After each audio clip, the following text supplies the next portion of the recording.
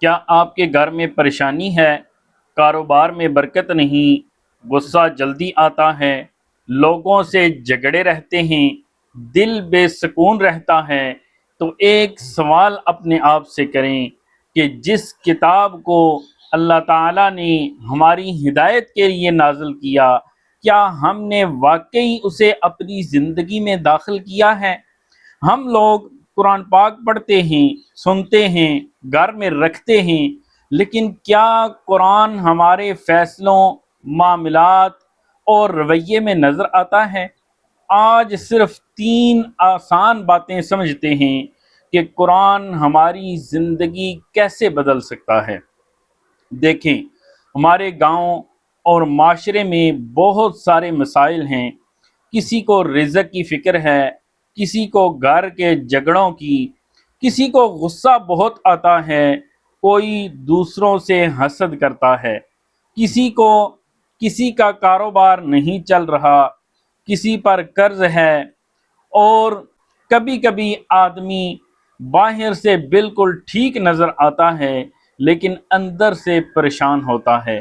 ہم ان مسائل کا حل کبھی لوگوں میں تلاش کرتے ہیں، کبھی پیسے میں تلاش کرتے ہیں، کبھی دنیا کی چیزوں میں تلاش کرتے ہیں، لیکن جس کتاب میں اللہ تعالیٰ نے ہمارے لیے ہدایت رکھی ہے، ہم اس کتاب کو صرف تلاوت تک محدود کر دیتے ہیں۔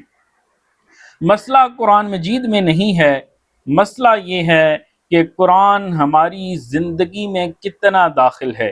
پہلا اصول، قرآن مجید کو سمجھ کر پڑھیں۔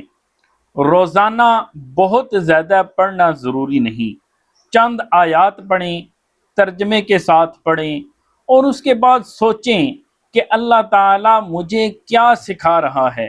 جیسے کسان زمین میں بیج ڈالتا ہے تو اسے معلوم ہوتا ہے کہ یہ بیج کس چیز کا ہے اور اس سے کیا پیدا ہوگا، اسی طرح قرآن مجید پڑھتے وقت یہ سمجھنا ضروری ہے کہ یہ آیت میری زندگی میں کیا تبدیلی مانگ رہی ہے۔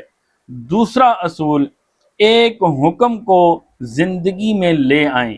مثلا قرآن مجید ہمیں سچائی کی تعلیم دیتا ہے، تو آج سے فیصلہ کریں، چاہے فائدہ ہو یا نقصان، جھوٹ نہیں بولوں گا۔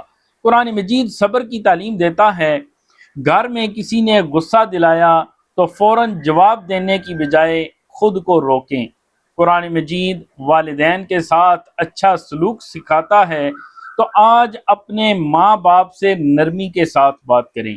یہی قرآن کو زندگی میں لانا ہے، صرف قرآن پڑھنا نہیں بلکہ قرآن کی ایک بات کو اپنے عمل میں لے آنا۔ تیسرا اصول، رات کو اپنا حساب کریں۔ سونے سے پہلے صرف 2 منٹ بیٹھیں اور اپنے آپ سے پوچھیں کہ آج میں نے کیا اچھا کیا، کہاں غلطی کی، کسی کا حق تو نہیں مارا، کسی کا دل تو نہیں دکھایا، کیا آج قرآن مجید کی کوئی بات میں نے اپنی زندگی میں نافذ کی ہے؟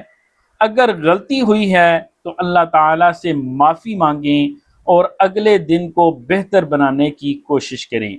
جیسے کسان روز اپنی فصل کو دیکھتا ہے، ویسے ہی انسان کو اپنے دل اور اپنے عمل کی فصل کو دیکھنا چاہیے۔ تو یاد رکھیں، قرآن مجید ہماری زندگی اس وقت بدلتا ہے جب پہلے اسے سمجھیں، پھر اس پر عمل کریں اور روز اپنا حساب کرتے جائیں کہ میں قرآن مجید پر کتنا عمل کر رہا ہوں۔